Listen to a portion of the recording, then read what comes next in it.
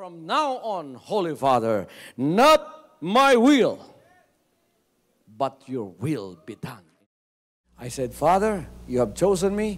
Give me the strength to obey. I will follow you no matter what it takes. If you know me, you cannot be neutral about me. Either you will hate me or you will love me.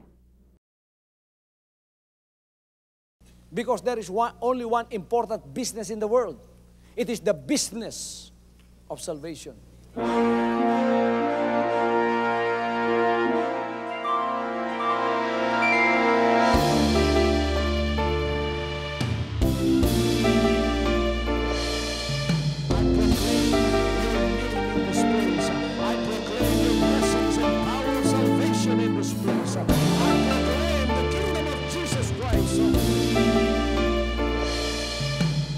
As I am concerned, and as far as the work of God is concerned, we have reached the end. Last September 13, 2003. When you find God, you find His love. Because God is love. Ganon ang pag-ibig ng Panginoon. Walang katapusan na yan ay bumabalik-balik sa atin. If you want to receive, you have to give. Receive it by faith and say, Lord, I will touch up. Because the game plan of God was to save us from seeing through the power of love. He has completed. His salvation works in the Spirit. After April 13th, the door is open for everyone to come. The salvation works of the Father is now completed in me. Salvation is here.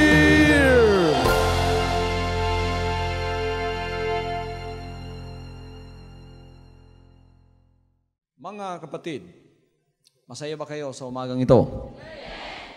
Lahat ng mga anak ng Diyos ay palaging masaya pagka sila'y lumalakad sa kalooban ng Diyos. Nagiging malungkot lang tayo pagka tayo ay wala na sa kalooban ng Diyos. We are always happy when we walk in the will of God.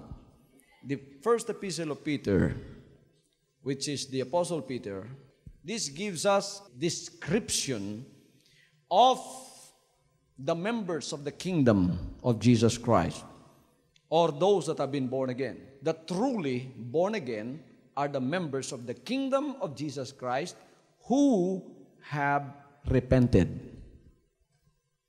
Who have repented. Sino ang mga nagsising mga anak ng Diyos? Sino? Yung mga anak ng Diyos na nangako. The truly born-again children of God who are members of the kingdom are those that have truly repented. Who are those? They are the ones that have made a promise before the Lord. And they said, from now on, not my will, but thine be done in my life. Not my will. Dili ang akong kabubuton. Hindi ang aking kalooban. Mula ngayon, not my will. Hindi ang kalooban ko ang masusunod, kundi ang sayo. Ano ang kalooban natin? Yan ang original sin. Yan ang espiritu ng pagsuway. Kaya kung pababayaan mo ang taong walang Diyos, talagang lahat ginagawa niya pagsuway sa kalooban ng Diyos. Kaya nandito tayo sa mundong ito ng makasalanan. Nandito tayo sa mundong ito na ang lahat ng sinusunod ng tao ang kanyang sariling kalooban. Wala siyang batas na nalalaman kundi ang batas ng kanyang pagsuway. That's sin. That's the original sin. When we came to the Lord, because we have heard the gospel, faith cometh by hearing, and hearing by the words of God. We have faith in our hearts. Nagsimula ng pananampalataya sa puso natin. Kaya nung tayo nakaroon ng pananampalataya, nakapagsisi na tayo sapagkat kailangan pala natin ng tagapagligtas. Nung nagsisi tayo, when we repented, truly repented, we have made a promise. Lord, not my will be done, but yours. The body of sin, who always wants to follow his own way, died. When you have repented, you died. That's why you were baptized. Burial. Baptism is burial. together with Jesus Christ. You died with Jesus Christ. You were buried with Him by baptism. And how did you rise again? You rose again because God gave you a new spirit. And that new spirit God has given you is the spirit of obedience. Hallelujah. Which is the spirit of righteousness. That's the gift of God. The evidence is that you are now walking in a new life. That's why Romans chapter 6 verse 3 says, we are buried with Him by baptism into His death. We are buried by baptism into His death. That like as Christ was buried, died and was buried, and rose again, we also should walk in newness of life. Anong ebidensyang ikaw ay nagkaroon na ng bagong espiritu? Napatawad ng kasalanan mong pinagsisihan. Ikaw ay mayroon ng pagbabago sa buhay mo. Bago na ang nilalakaran mo. Then truly you can say, those that are in Christ are new creatures. All things are passed away. Behold, all things are become new.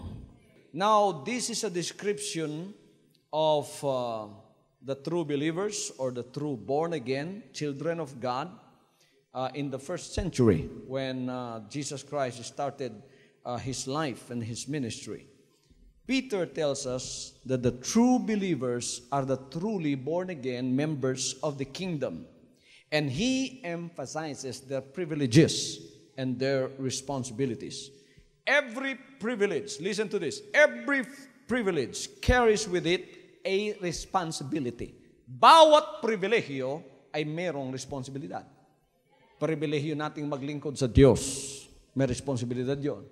Pribilehyo nating maging anak ng Diyos, may responsibilidad yon. Pribilehyo nating sumamba sa isang magandang pagsambang tulad nito, may responsibilidad yan. And thus He tells us that He tells us what our responsibilities are as true believers and as true born-again children of God. Then we can see the description of the true born-again children of God and the relationship between their matter of privilege and responsibility. Makikita natin yon. Panay may pribilehyo, may responsibilidad. Kung ayaw mo ng responsibilidad, di wala kang pribilehyo.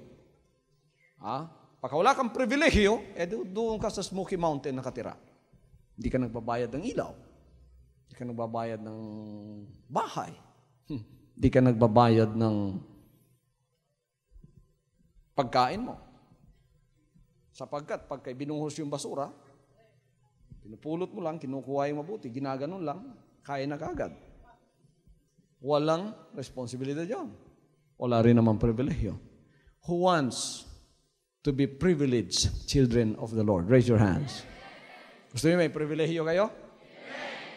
The true born-again or the true believers in the kingdom are described as newborn babies in Christ. So here we have new converts, newborn babies in Christ, those that need the attention most because they are new in the faith and they don't know, and they die in their faith if nobody cares for them. Babies in Christ. We have many, many babies in Christ here. But babies in Christ are supposed to grow. They are not supposed to remain babies forever. They are supposed to grow. They are supposed to learn how to walk. They are supposed to learn how to feed themselves and eat. They are supposed to learn how to talk. Hallelujah. Maraming babies ngayon, matatanda na babies pa rin. Hindi pa rin marunong magsalita. Baby pa rin pagka magsalita. Palagi lang yakatak. Ang sinasabi, puro pa rin chismis. Hanggang ngayon. Paninira hanggang ngayon. Pagka ganun pa rin, baby ka pa rin hanggang ngayon. Kaya ang iba, malapit nang nasaksak dahil baby pa rin magsalita. Amen. Matanda na yan. When you grow, you are supposed to learn how to talk. You talk like an adult. You talk to inspire, to comfort, and to establish other believers. Yan, responsibilidad. Yan. Ang pribilehyo mo naman dyan, ikaw ay makakakitaan ng isang pagpapala sa Panginoon na ikaw ay pararangalan at ikaw ay igagalang. Hallelujah. Hallelujah. So, ang baby dito, hindi yung katawan mo. Ang baby dito, yung pangunawa, yung isip mo sa mga bagay na espiritual. So, you are babies in Christ in the Spirit when your knowledge about Christ is very tiny. Maliit lang ang nalalaman mo. Pagka nag-expand, yung pangunawa mo, when your knowledge and understanding begins to expand and begins to grow, that is how you are measured in becoming an adult in Christ. And it's not your bodies that are babies in Christ. No. There are many born again here that are babies in Christ, but they are very, very old physically. Wala nang ang buhok ang iba. Matatagyan, praise the Lord. Hallelujah. It is an immense privilege to be a child of God, to be born into the royal family of heaven, and to have God as our loving heavenly Father. Hallelujah. You know, babies do not appreciate their privilege of their position and parenthood while they are still babies. Nobody does that. But the privilege is there all the same while you are still a baby, because you are bound to grow and become an adult. So yung privilege yun, nandoon na rin yun, mga kaibigan at mga kapatid.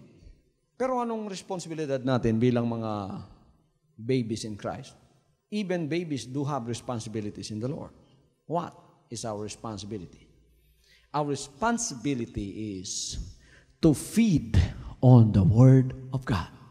Anong responsibilidad ng bata? Sumuso ng mga salita ng Diyos. Hindi umaayaw ang baby sa salita ng Diyos. Ni ay mga bag-o pang magtotoo, gahi nag-ulo.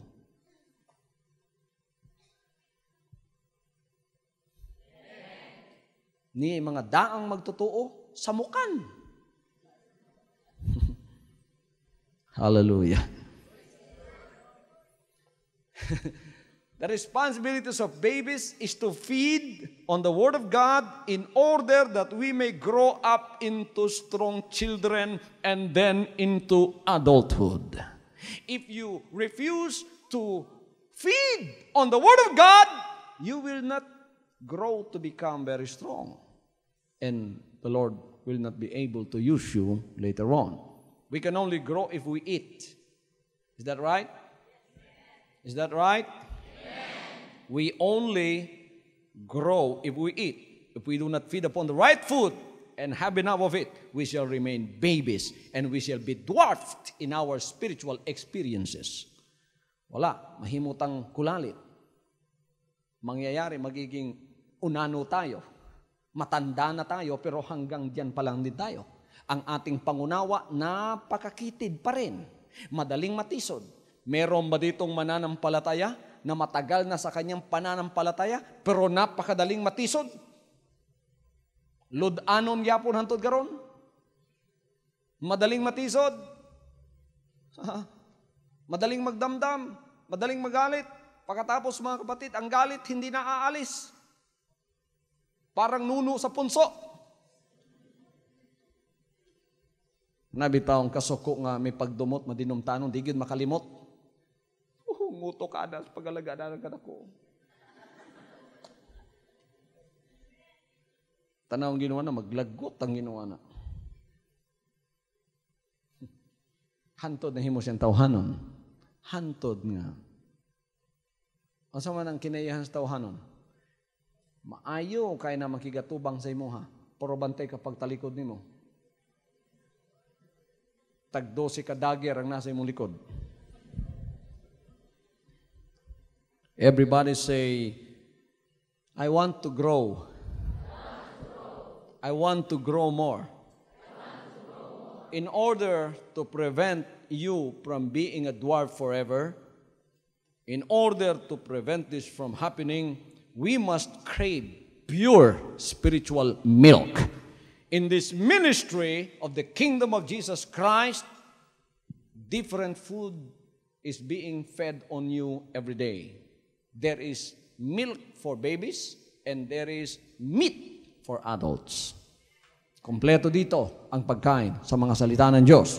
Para sa mga anak ng Diyos na malilit pang pangunawa nila, may gatas dito ng mga salita ng Diyos. There is no substitute for this. Later on, tayo ay magpapasimula ng kumain ng mga matitigas na pagkain sa mga salita ng ating Panginoon Diyos na makapagpapalakas sa atin. Ang ibig sabihin, may mga pagsaway na. May mga pagsaway na matatanggap mo. Balance na yon. Tumatanggap na ba kayo ng pagsaway? Pagka kayo'y lumalaki, kailan tumanggap na kayo ng pagsaway. Yung pagsaway, hindi galit yon. Yon ay pagtutuwid upang kayo ay lalong maging kalugod-lugod sa harap ng ating Panginoon. Hallelujah, hallelujah. Then, in 1 Peter 1:14 that we have just read, 1 Peter 1:14, no? As obedient children. Everybody says, obedient children. Not fashioning yourselves according to the former lusts in your ignorance. The true believers or the true born again that have been given a new spirit. What is the new spirit? Spirit of obedience. Okay, spirit of obedience. That's why we are called obedient children. Those that have truly repented are those that have now the spirit of obedience. Paano masusukat na may spirit of obedience ka na? Tapos gusto mong pumunta sa langit. Believer na rin ako. Mananampalataya na rin ako. Ako'y karapat-dapat na rin sa langit. Takos na kumatog langit. Ikaw nagsultihan na.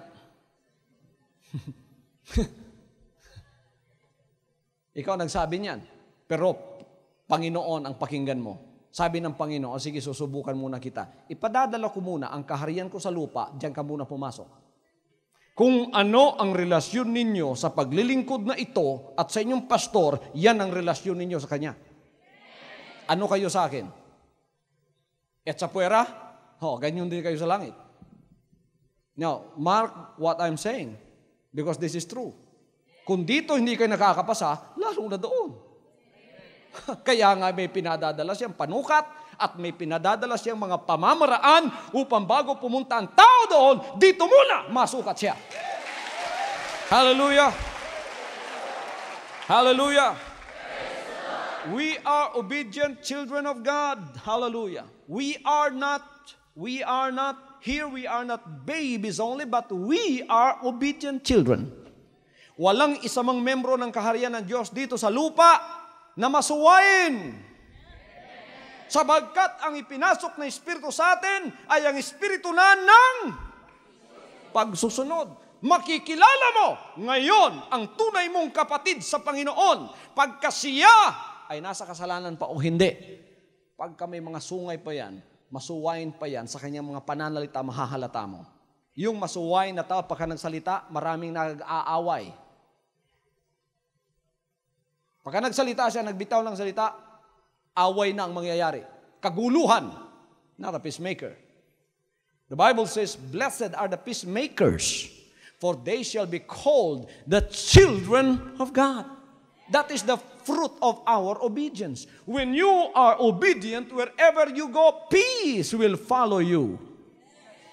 When you are the children of Satan, the children of disobedience, wherever you go, trouble follows.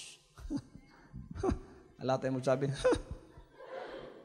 huwag niyo makuha. Kana.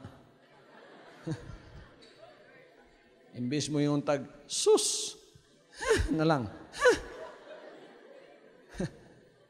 Amen. Children that are obedient, the fruit of their obedience is peace.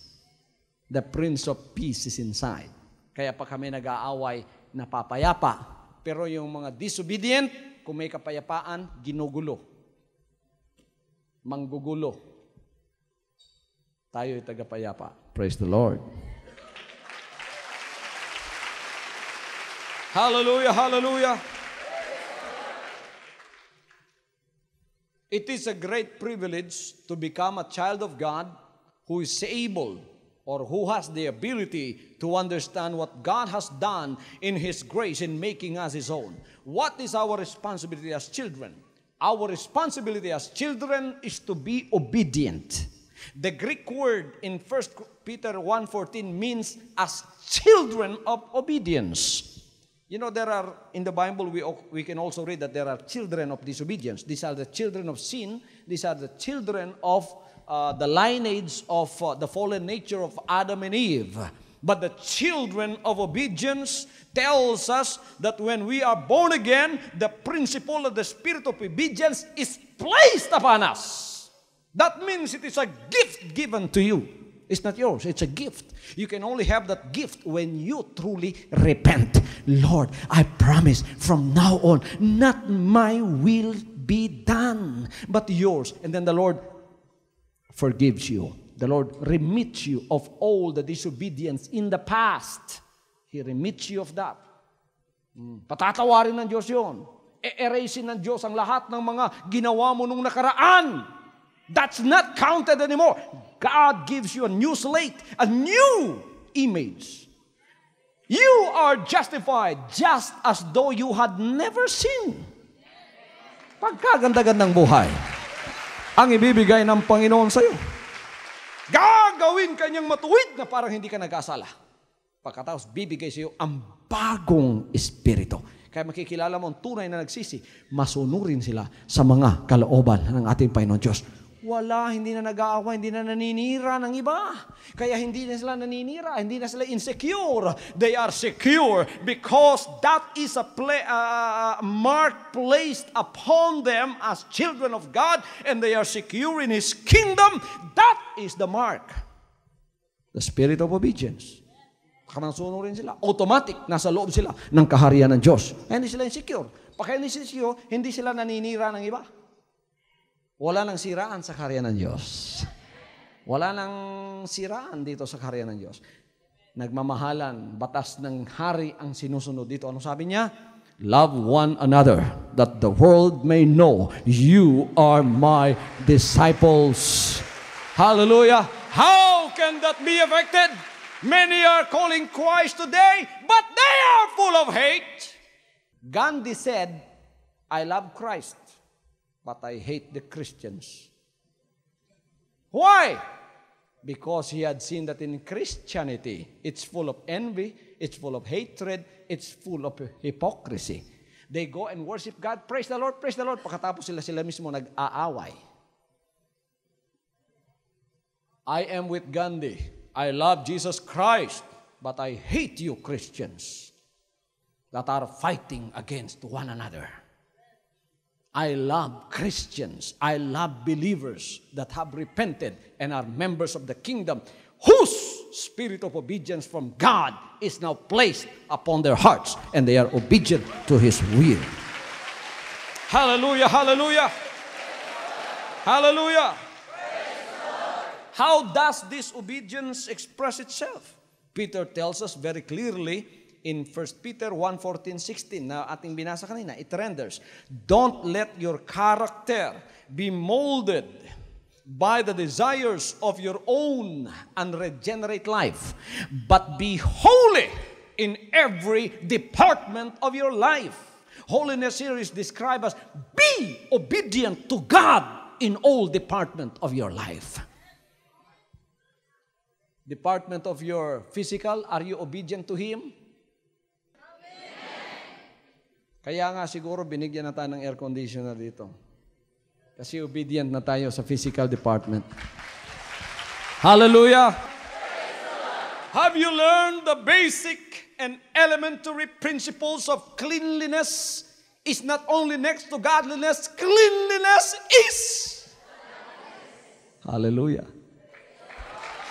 Woo! Hallelujah! In the soul department. In the soul department. Are you obedient in the soul department? Is your soul sold out to God? Sa Kanya ba talaga para ang inyong kaluluwa? O hinahawakan ninyong kaluluwa ninyo at sinasabi ninyong ipagbibili ko ito kahit kay Satanas? Magkapera lang ako. Para sa Diyos ito. Not for sale ang kaluluwa ko. Ito ay para kay Jesus Christ lang. So you have loyalty. You have loyalty in your salvation, for your soul, you have loyalty. It's only for Jesus Christ. In your spirit, the department of the spirit. Okay. Masunurin na ba lahat? Ayan. I-check up ninyo ang inyong espiritu. Basig na pa day mga hilas ng espiritu. Saan ako makitang mga hilas ng espiritu? Unod nun ng mga espiritu. Hilas.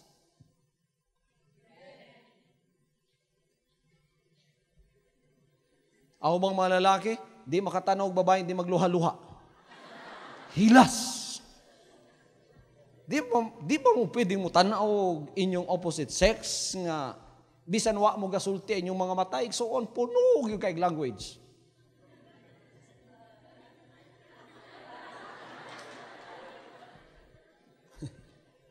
Mo na yung mga tawag, mahugaw o hilas ng espiritu. Napa ba na sa inyo, ha? Wala na diris ging harian. Hallelujah. Vice versa, abi niyo mga babae, nakaligtas na mo. Kamupod. Labi na mo. Kinsay unang nitintal ni Adan? Kamong mga babae, maninintal jud mong dagko. Dagang wa ang katawaron. Tinuod? Sakit ang kamatuoran. Tingnan nating mabuti ang ating espiritu.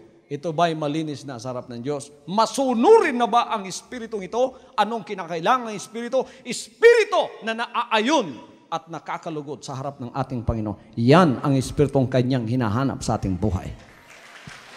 Hallelujah, hallelujah, hallelujah.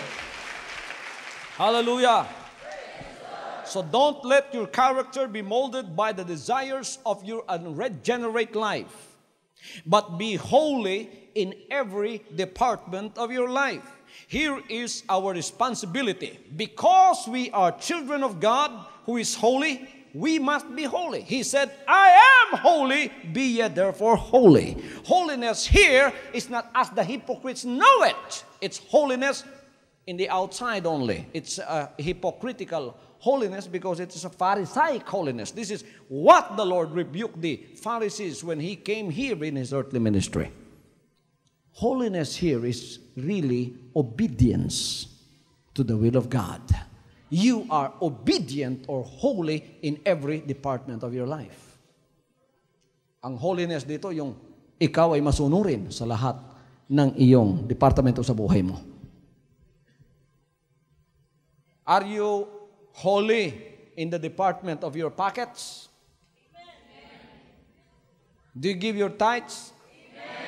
If you don't give your tithes, your pockets are not holy.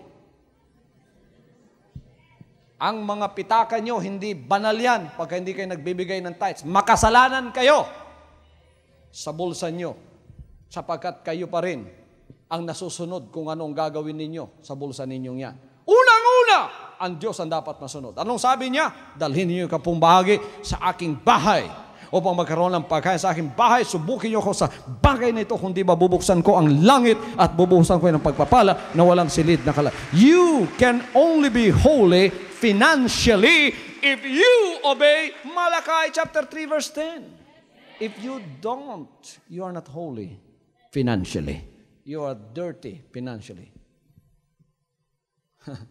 Sumusunod na ba ang lahat sa atin? Masunurin na ba tayo sa mga kalooban ng Diyos? Hallelujah. This is a matter of straightforward obedience. How important it is for us to see this and act upon it. It is only as we see this and render the Lord the obedience that is His, and that we shall become holy people. That is people who are more and more like the Lord, whose we are and whom we serve. No? Pagka tayo ay nandito na, Nice. Lagay na sa atin yan. Gift na, kaloob na ng Diyos. Nasa puso natin. Kaya dito, wala nang mga masuwain ng mga anak ng Diyos. Wala na nag-aaway dito. Walang masuwain, obedient lahat. Ang lahat ay nagkakaroon ng kapayapaan.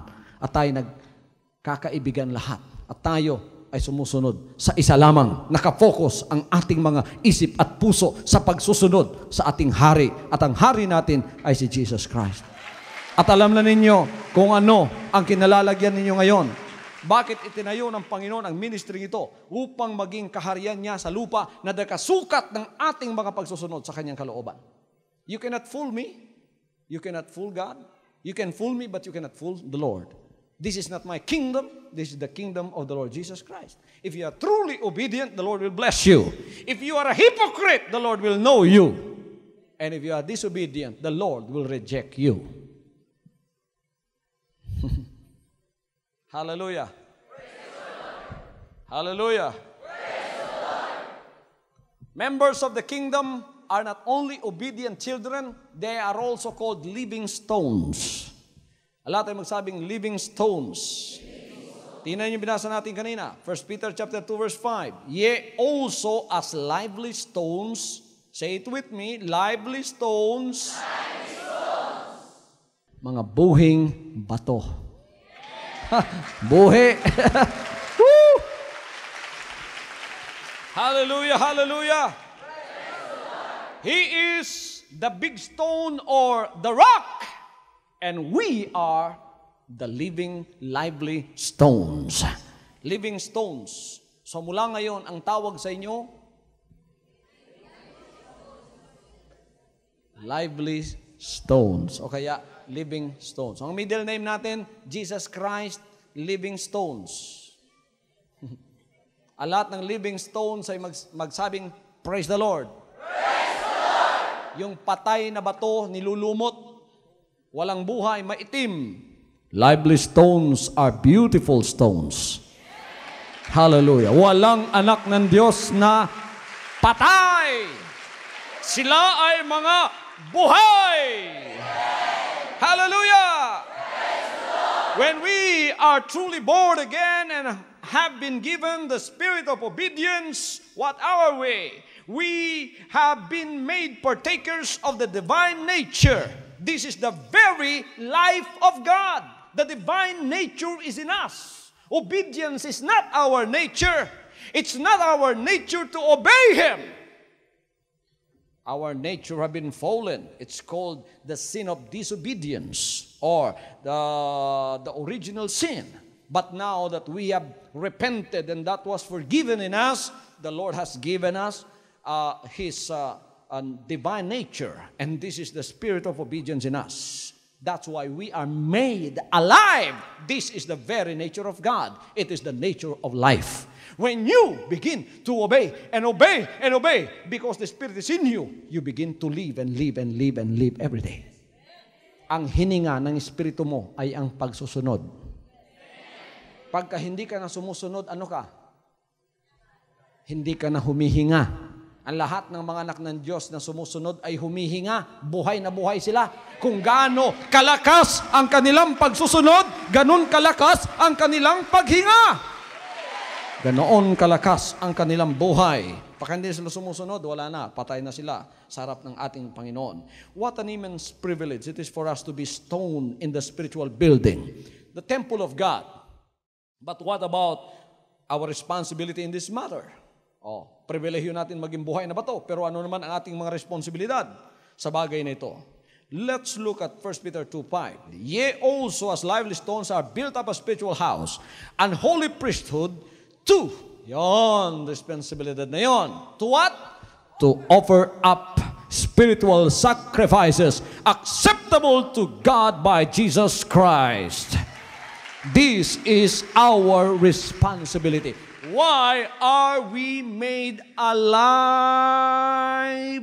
Why are we living stones to offer up? Lahat tayo masabi, to offer up spiritual sacrifices, acceptable unto God, by Jesus Christ. Tingnan nyo, yan ang responsibilidad natin. Bakit ginawa tayong buhay? Bakit buhay ang ating paglilingkod? Buhay ang ating pagsamba? May responsibilidad tayo upang tayo pala ay mag-alay ng mga spiritual sacrifices sa harap ng ating Panginoon. Hallelujah. Now, you will see this clearly defined in 1 Peter 2:5 that I have just read. We are not dead, lifeless stones in the spiritual house of the Lord, but we are living stones. Ang bawat isa sa inyo, mga batong buhay.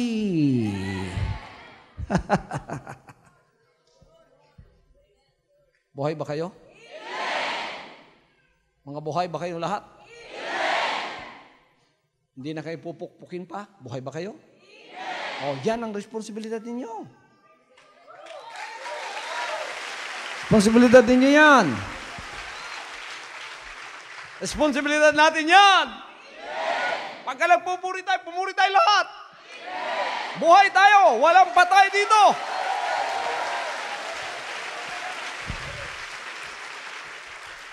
Pagka naipatay diri, balik ka dito sa patay nga pagalagad.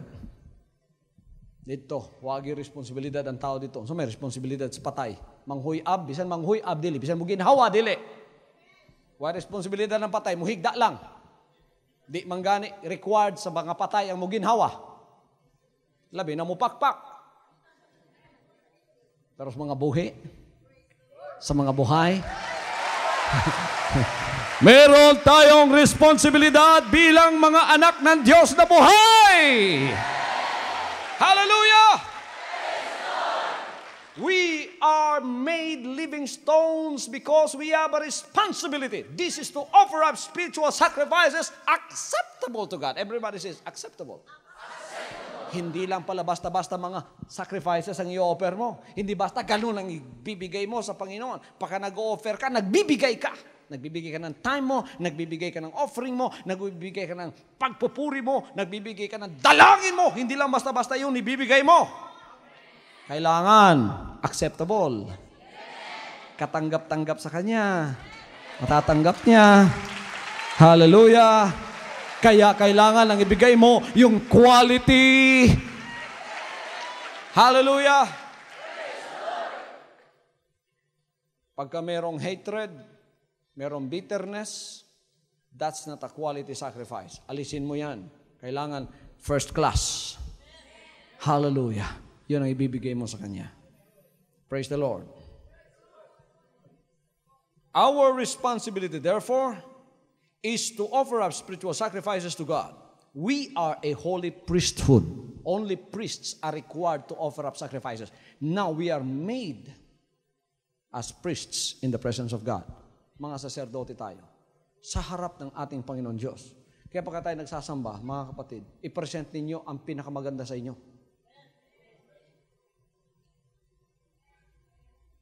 Pinakamagandang damit nyo. Nakita ko kayo noong PCM at BSGL. Ang gaganda nyo. Pagka Sunday dito, naku, I am very inspired to preach. Sabi ko, magagawa pala nila. Mula ngayon, required sa lahat ng district na ang pinakamaganda ninyong suot sa department ng damit ang isuot ninyo para sa Kanya. Mga coordinators, sige lang magtanaw sa kuwa, ako lagi pa-implement ninyo ani. Kasi ng cleanliness sa inyong mga district, huwag ninyo bantay. Sige lang maglagat diha.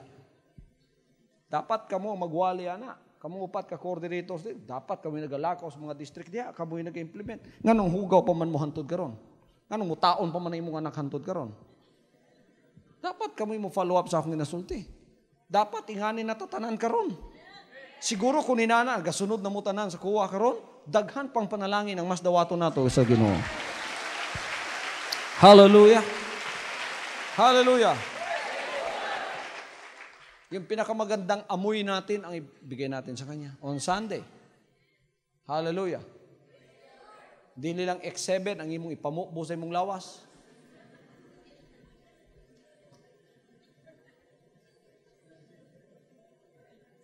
Pagabot ni mo diri, ipaningot ka, baho na kagsukang Iloko. Anong kanang mahal-mahal pud gamay ba? Ang uban, wala gibubo, pasagdan lang lawa, so agyod. Pagpaningot, murag kandi nga putro. Wa na. Mao ba na i-offer nimo sa Ginoo? Katawan kas Ginoo na mo, talikod pang Ginoo na nimo. Bantay mo at tumog langit, basta wa mo maanad sa mga humot, malipong yun mo. Mao nang diri pa atong anaron, kingdom living na ning atuwa.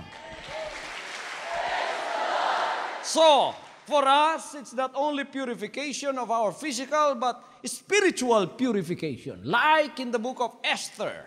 And this is now spiritualized in our times. You are being purified spiritually, physically, in every department of your life. 2 Corinthians 7:1 is in effect. Having these promises, therefore, dear beloved, let us cleanse ourselves from all filthiness of the flesh and spirit, perfecting holiness in the fear of God. Hallelujah. So we are being purified. Wala nang mababahong espiritu ang nandito. Magaganda na lahat at mababangong espiritu. Ano yon? Puno ng pag-ibig, joy, peace, love, puni. Ito ang mga pabango ng Diyos. Gentleness, meekness, faith, long-suffering. Pabango ng Diyos yan na ibinubuo sa atin. 6 na klase yan.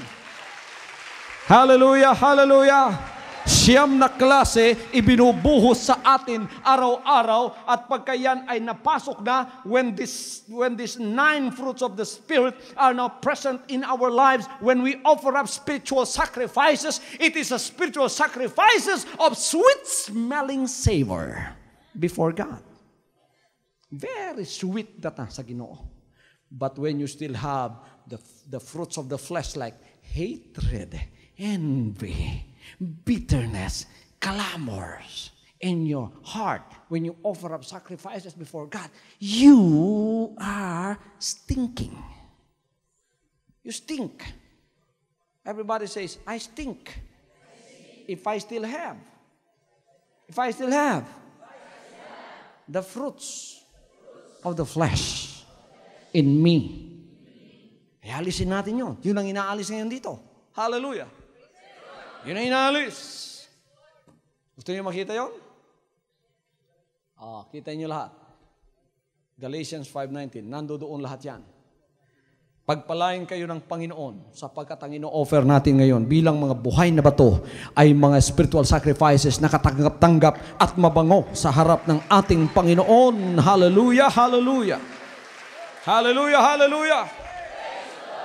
Look at what Romans chapter 12 verse 1 says. I beseech you therefore, brethren, by the mercies of God, that you present your bodies a living sacrifice, holy acceptable unto God, which is your reasonable service. Hallelujah. Gina-exercise ba nato ang atong pribilehyo? Ang atong responsibilidad? Unsa ang atong pribilehyo? Buhi nga bato. Buhi ba mo? Buhi ba mo? Buhi mo sa paghatag? Buhay ba kayo sa pagbibigay? Buhay kayo sa mga pagsamba? Sa mga pagpupuri? Sa mga dalangin? Buhay ba kayo sa pagbibigay? Okay. Buhay ba kayo sa pakikinig? Buhay ba kayo sa pakikinig ng salita ng Diyos? Na-apply ba ninyo sa buhay nyo to? Buhay ba kayo sa obedience? Is that your spirit now?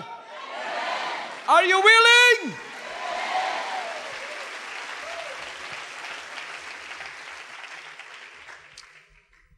Pagpapatuloy pa ba natin, mga kapatid?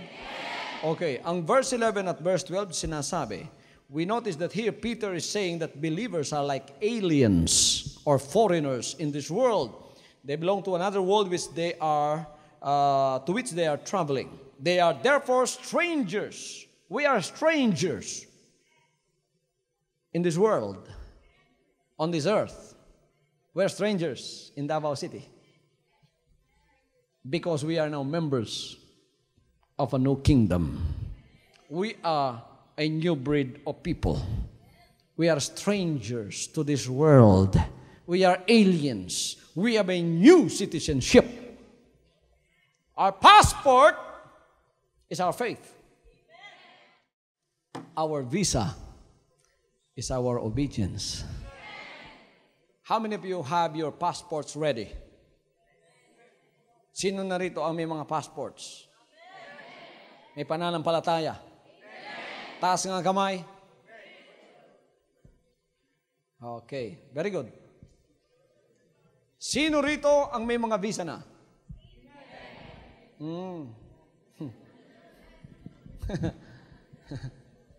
If you have a passport, but you don't have a visa, that does not guarantee your entry to the United States. You need to have a visa. If you have faith, and you don't have obedience, your faith will not guarantee you entrance to the kingdom. Because it is only a new spirit. You must be born again in the spirit. Spirit of obedience is going to be your visa as entrance to the kingdom. Jesus Christ said, not all that say unto me, Lord, Lord, all of those that say, Lord, Lord, they have faith, will enter into the kingdom of heaven.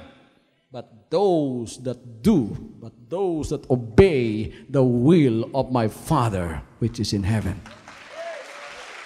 Hallelujah, hallelujah, hallelujah. So consider yourself as a temporary resident down here, and your permanent residency is in the kingdom of heaven. Now, the kingdom of heaven sent His embassy here, which is the kingdom of God on earth. The kingdom of Jesus Christ on earth. This is the Lord's embassy here. And the ambassador is speaking to you right now. You better please the ambassador. How do you please me? Not by bribing me, but by obeying what I say from the rule, which is the rule of the kingdom of heaven. Hallelujah. Hallelujah. So wherever Jesus Christ, the name above every name, is lifted up here on this earth, automatically that becomes the kingdom of heaven. Wherever the embassy of the United States is being set up here on the soil of the Philippines, that's not the soil of the Philippines anymore. That becomes the United States of America. It's the same thing here. Kung saan tinatayo to, mga kapatid, embahada yon. At merong isang ambassador, merong isang consul na nag-aaproba sa inyo. Hallelujah. Bago kayo makapasok, kailangan may pagsusunod. Sasabihin ng iba, kami pala, hindi kami makakapasok sa kaharian ng langit. Ikaw lang pala, Kibuloy, ang makakapasok doon. Kung ako lang may pagsusunod, bantay mo. Kung ako lang may pagsusunod, ako lang papasok doon. Kaya tinuturo ko dito, pagsusunod. Kayo may pagsusunod ba? Kung meron kayong pagsusunod, di nagsama-sama na tayo ngayon. Bakit hanggang ngayon nandiyan pa kayo? Kasi matitigas ang ulo nyo. Kung kayo ay tunay na ngang sumusunod kay Jesus Christ, magiging kaibigan tayo sapagkat yan ang hinahanap ko. Matagal ng panahon, tinatawagan ng Panginoon ang lahat ng gustong sumunod. Halina kayo, pumasok na kayo sa kanyang kaharian sa lupa. Itaas natin ang kanyang pangalan sapagkat siya ang makikita natin sa light. Dito pa, tuturuan na tayo ng mga batas niya. Dito pa, tuturuan na tayo ng mga pamamaraan sa langit kung ano ang gagawin natin doon. Sa langit may pagkakaisa ba? Thy will be done on earth. Is His will being done in heaven now? Is there unity in heaven? Is there harmony in heaven? Is there holiness in heaven? Thy will be done on earth as it is in heaven. Is His will being done in heaven?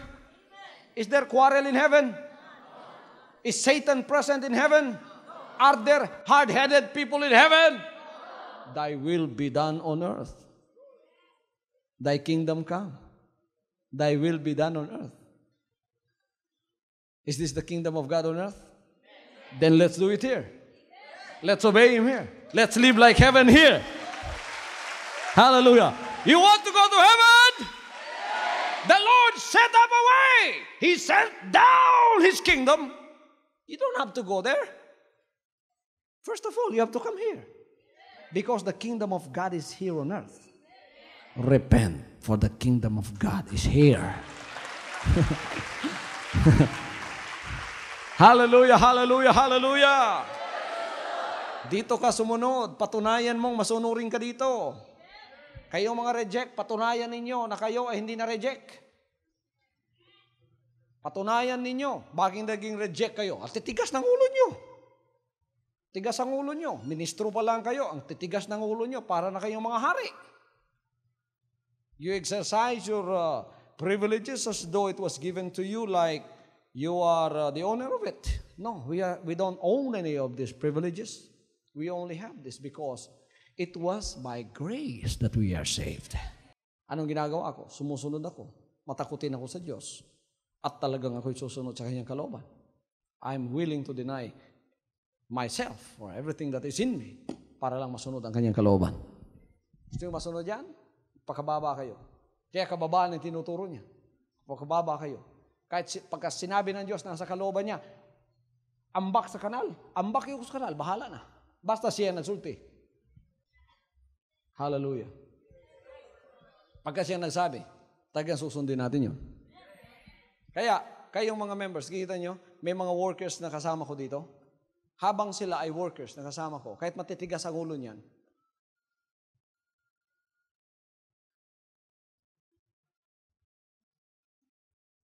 huwag kayong makipag-away sa kanila.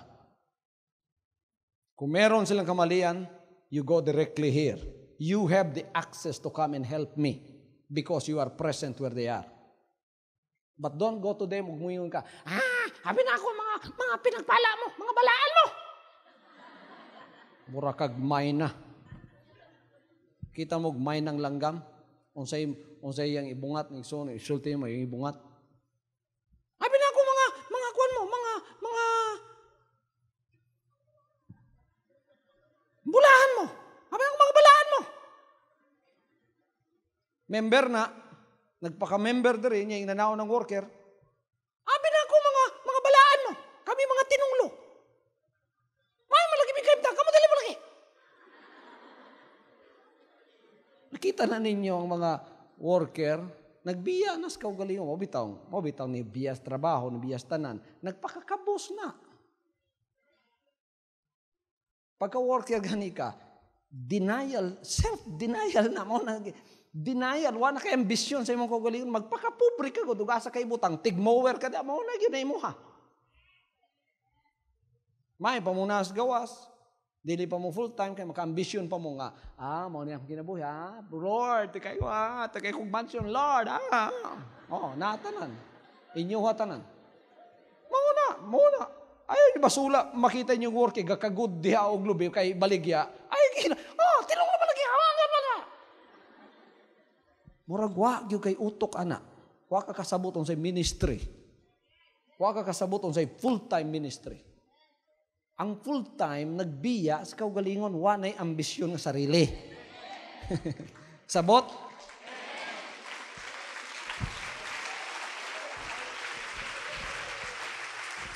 Kita na ninyo mga worker, mangutang yung tao na mamaligyaw puto para lang ibutang sa telecast. Kita ninyo ng dedication na di basta-basta. Limang kamubiya. Mamaligyag puto, way kaugalingon na. Way sayang kaugalingon. Para sa Ginoo na. O say mangutang pa na para lang sa bulaton sa Ginoo. Magpasalamat mo, makakita mo ministry ng pareho na. Ako man, nangutang man lagi mo. Tanawa. Diyan ba sa mga tawhanon nga mga membro. Di, gyud mo mudugay siging harian ni Jesus Christ. Tanawa ninyo. Dili masilbi dire ang dila nga wa matame sa bala ang espiritu. Wala na dire. Ang James chapter 3 pa lang, chapter ka na. James chapter 3 pa lang, chapter na imong dila. Pasalamat ba mo nga naay pagalagad parehani? Naay mga worker, galabay silang kaugalingon? Kung tulibagbag sila, nakita ninyo, wala man ako mupugni. Kamong tanan may access. Adturagod sa kuha, basta worker niya busar, I have zero tolerance for that. Because the ministry is a trust. When you break the ministry, you affect my heart. Because I love the ministry, this is my life. Hallelujah.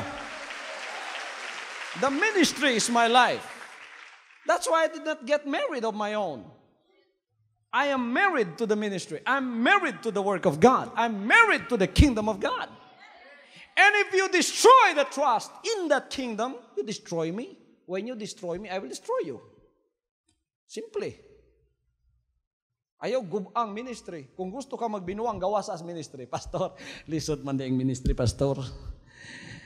Lisod man gyud ang ministry mo. Resign ako, pastor. Paggawas, binuang kutob sa mahimo. Bisan pag maginagbayay mo ni Satanas, magsinuwagay mo sa gawas. Bahala ka.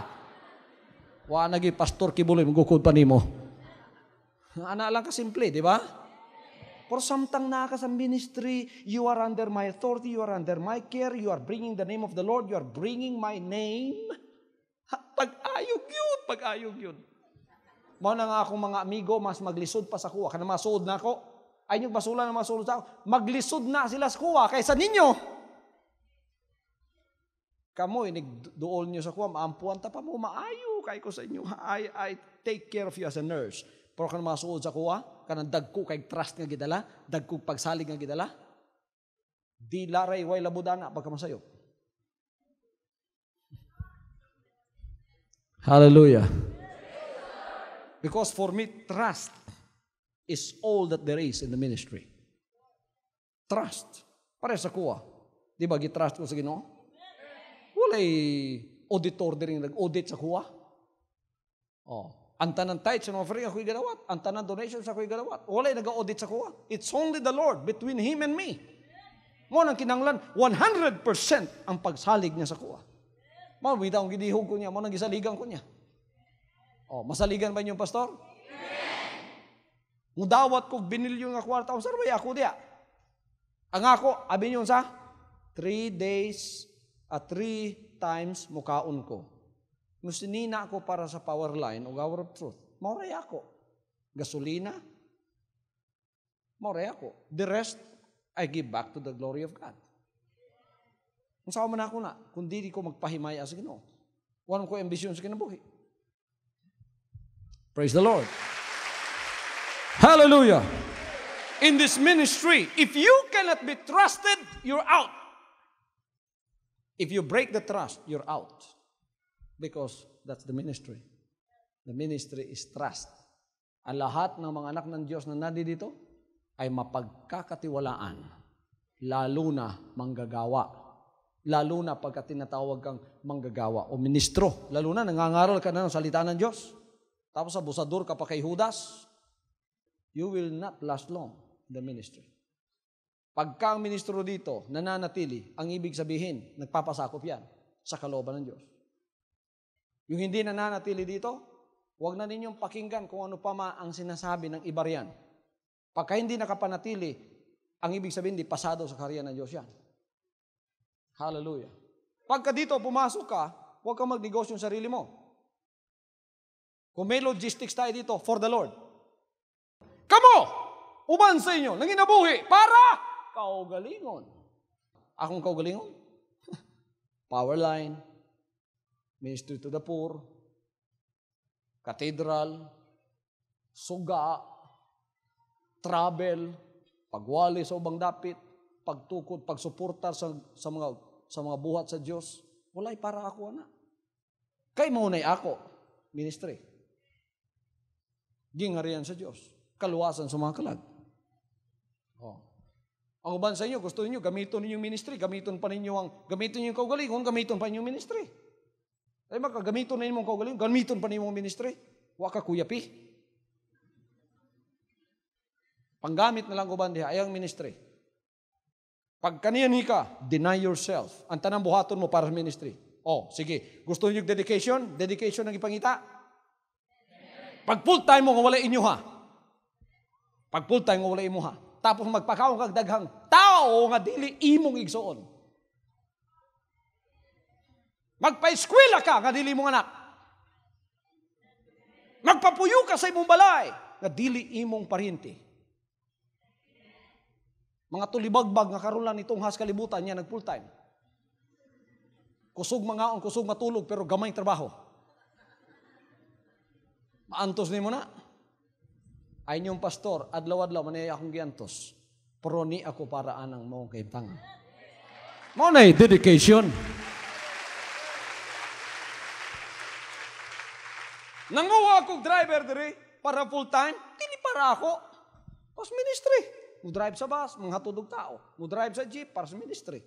Kamo manguha mong driver para mamaligya para ninyo. Inyong ginansya. Kung dili kamo makaginansya, wa ko'y driver.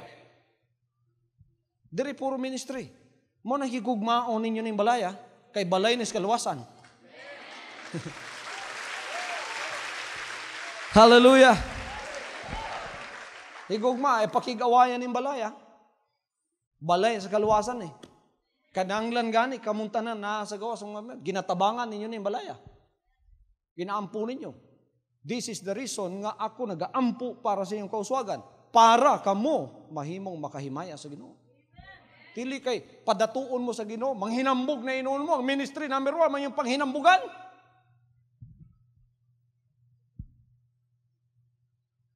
Inigluhod na ako, Igsoon, makahinumdum ko sa iyong pangalan mo, sakit na akong buot. Wa ka na ipanalangin na. Ipadato mo sa Ginoo, ako'y number 1 nagampo ng tanan Jesus Christ members mo dato. Ako'y number 1.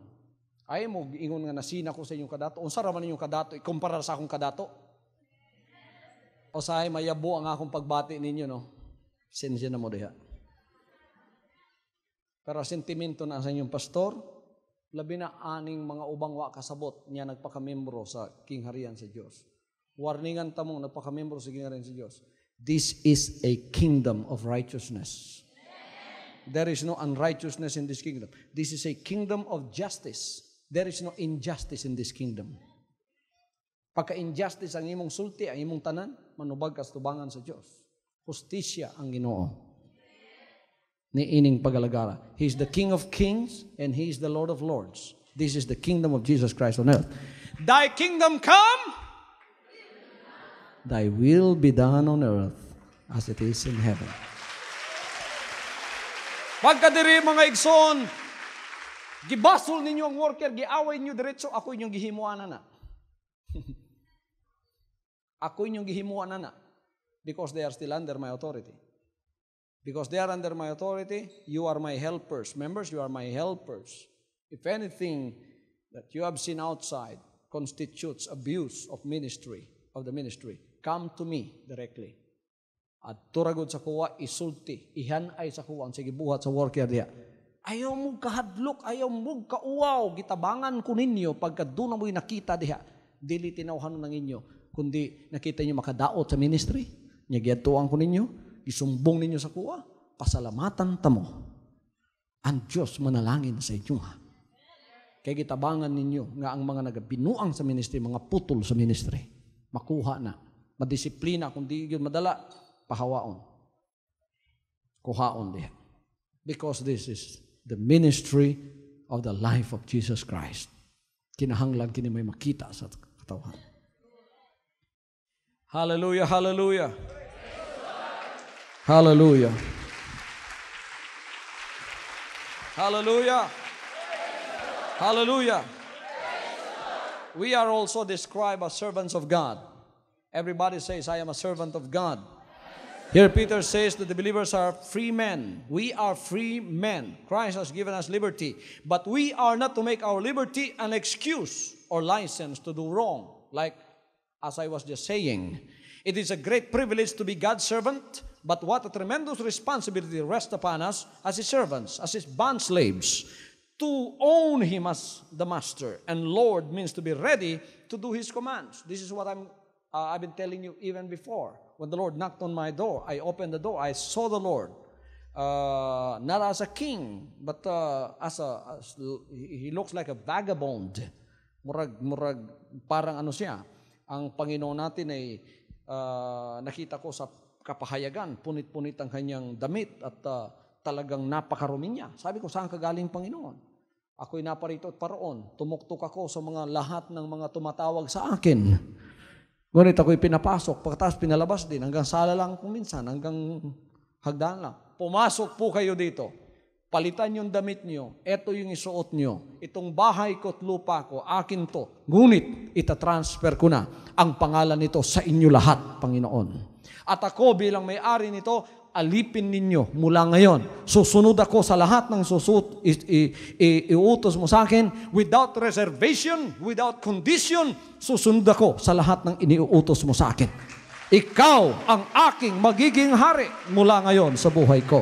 At ako ay magiging iyong alipin. Ako'y nagpaalipin sa Panginoon sa sarili kong kalooban. Hindi ako pinilit ng ating buhay na Diyos. He did not force me to become a bond slave. This is my own free will. I accepted Him. I transferred the title of my house and my land and everything that I own in His name. And I said, look, this is all my property, but I'm going to transfer all the titles in your name. And from now on, you are the owner, not only of these things, but also of me. You are going to be my king, and I will follow you and obey you without reservation, without condition.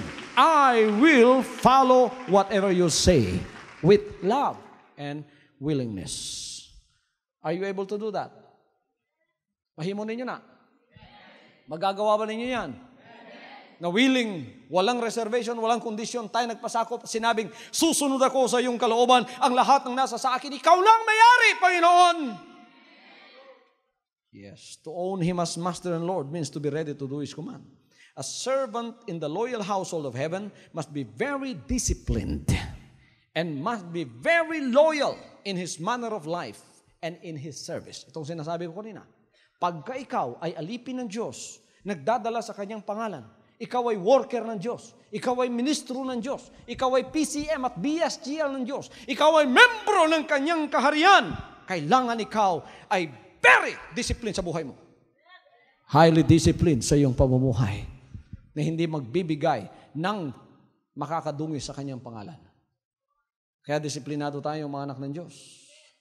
Loyal. Ang lahat ay magsabing disiplinado at loyal. Loyalty is all the word that I would like to emphasize. Loyalty. Hindi magtataksil sa Panginoon. Hindi pagbibili ang Panginoon. Kahit anong paninira sa Kanya, loyal kayo. Amen. Kahit anong pang paninira sa Kanya, loyal kayo. Amen. Makikita na inyo mga tao ngayon kung paano sinisiraan ang tunay na buhay ni Jesus Christ. Loyal pa ba kayo sa Kanya? Magiging loyal tayo hanggang sa kamatayan. Hindi natin siya iiwanan. We must also be ready for anything and at the disposal of our master. Ano man ang kanyang utos, gagawin natin. We are also called as good stewards. Use hospitality one to another without grudging, as every man hath received the gift, even so minister the same one to another as good stewards of the manifold grace of God. Good stewards. Mga maing piniyalan, mga maing kasaligan, mga mabubuting katiwala. We are to be hospitable to each other without any secret wish that we might escape the responsibility of being hospitable.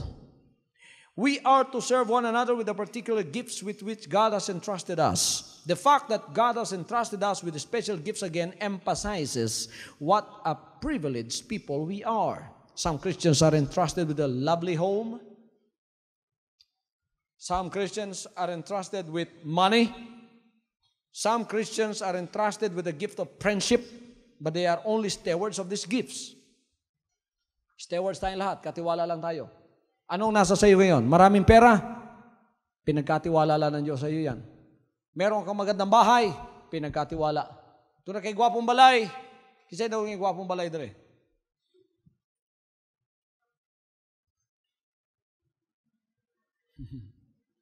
Kasi doon ay pangit ng balay.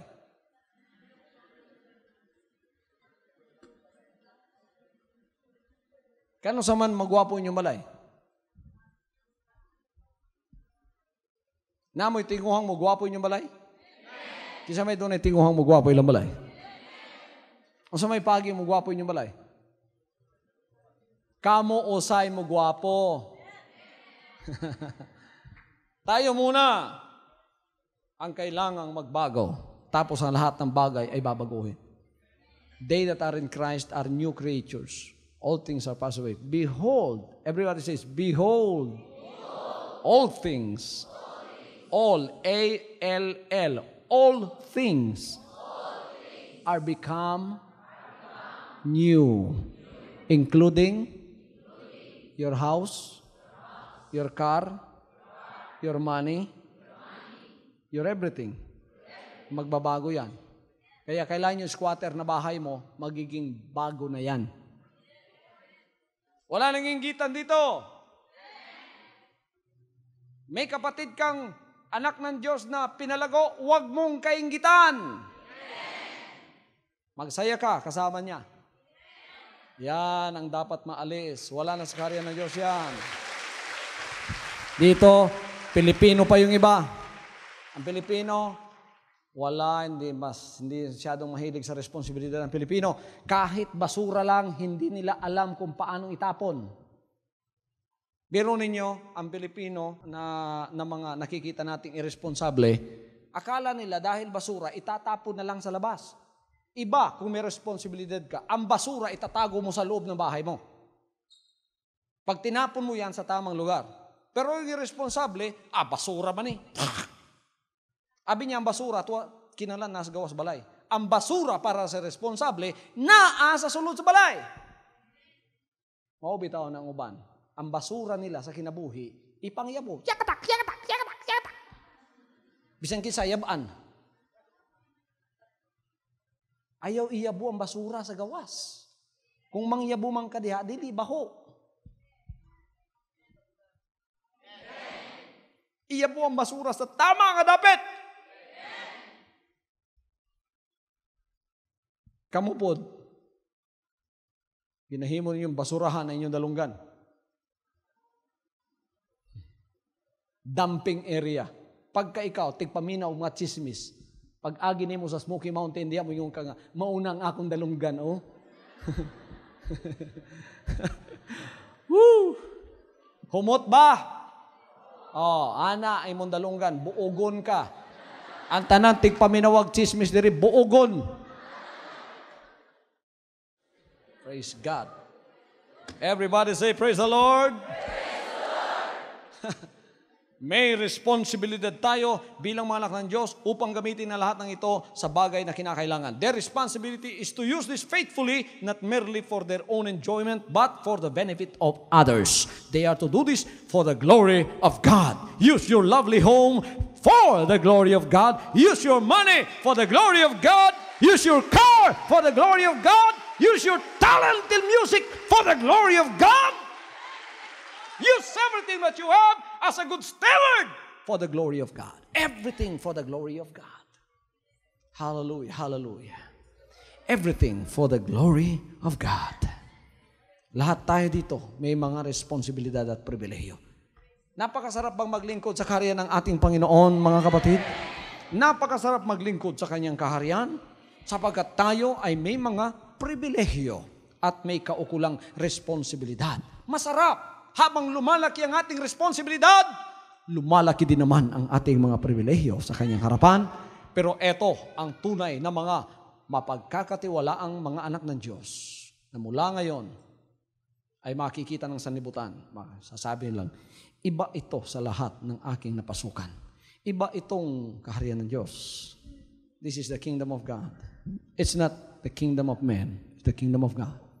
Where the perfect will of God is being done. It's being obeyed. Hallelujah. Hallelujah. Thy kingdom come. Thy will be done on earth as it is in heaven. His will is being done in heaven right now. Uulitin ko, meron pa bang mga chismosa sa langit? Meron pa bang naninira doon? Meron pa bang mga tao doong nakapasok na hindi nag-deny ng kanilang sarili? Wala na. Ang lahat ng naroroon ay nagkakaisa. The devotion to the Lord is real. Now, everyone that wants to go to the kingdom of heaven, raise your hands. Taas ang kamay ng ibig pumasok sa kaharian ng langit. Ano ang paraan para makapasok kayo sa kaharian ng langit? Pumasok muna kayo sa kaharian ng Diyos sa lupa at tuturuan kayo ng kanyang pamamaraan at kayo ay magiging born again muna. Sino ang tunay na born again? Ang may pananampalataya at nagsisi. Sino ang nagsisi? Ang taong nangako na mula ngayon, ang kalooban mo, Panginoon, ang aking susundin, hindi nang sa akin ang sayo. Tapos pinatawad, binigyan ng isang bagong espiritu. Ano ang bagong espiritu? Spirit of obedience. Dito, sa kanyang kaharian sa lupa, gaganapin ba ang kanyang kalooban? Meron pa bang nakapasok ditong walang espiritu ng pagsusunod? Wala na. Ang lahat dito ay mga masunurin. Membro ng kanyang kaharian. Hindi na denominasyon, hindi na relihiyon. Kaharian ni Jesus Christ dito sa lupa. Siyang hari, siyang Panginoon, at siya ang tagapagligtas. Kayong lahat, nanonood sa mga sandali ito, hawakan niyo yung TV set at ako'y mananalangin para sa inyo. Sa pangalan ni Kristo Jesus, anak ng Diyos, pagpalain Kanya sa lahat ng iyong ginagawa sa mga sandaling ito. Kung ikaw may kakaramdaman, gagaling ka sa mga sandali ito. Be healed right now. If you have any financial difficulties, the Lord is going to make a way for you, as He had made a way for the Israelites to go through the Red Sea by His miraculous power. He is also going to make a way in your Red Sea of debt. The Lord is going to open up that Red Sea of debt, and He's going to make a way for you to go through and be saved in Jesus' name. If you're looking for the light, the Lord has given you the light right now, and you are now going to walk in it. In Jesus' name, Jesus Christ is the light of your life. Follow Him in Jesus' name. Be blessed and receive your blessing right now. In Jesus' name. From now on, Holy Father, not my will, but your will be done. I said, Father, you have chosen me. Give me the strength to obey. I will follow you no matter what it takes. If you know me, you cannot be neutral about me. Either you will hate me or you will love me. Because there is only one important business in the world. It is the business of salvation.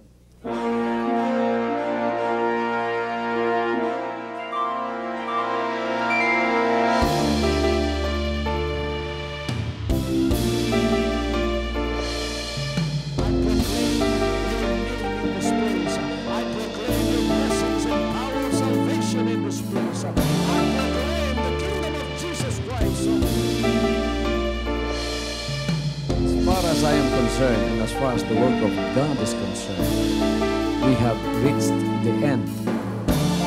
Last September 13, 2003. When you find God, you find His love, because God is love. Ganon ang pag-ibig ng Panginoon. Walang katapusan na yan ay bumabalik-balik sa atin. If you want to receive, you have to give. Receive it by faith and say, Lord, I will touch up. Because the game plan of God was to save us from sin through the power of love. He has completed His salvation works in the Spirit. After April 13, the door is open for everyone to come. The salvation works of the Father is now completed in me. Salvation is here.